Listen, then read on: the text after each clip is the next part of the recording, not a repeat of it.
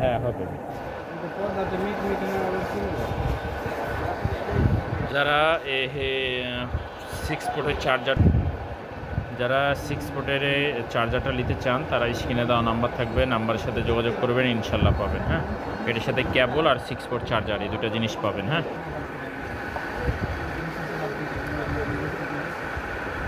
চাপ দিচ্ছে না, চেঞ্জ করো পোর্টগুলো একটার পর একটা সবগুলোই দেখালাম, সবগুলো পোর্টে লাগিয়ে দেখো চার্জ দিচ্ছে কি দিচ্ছে না।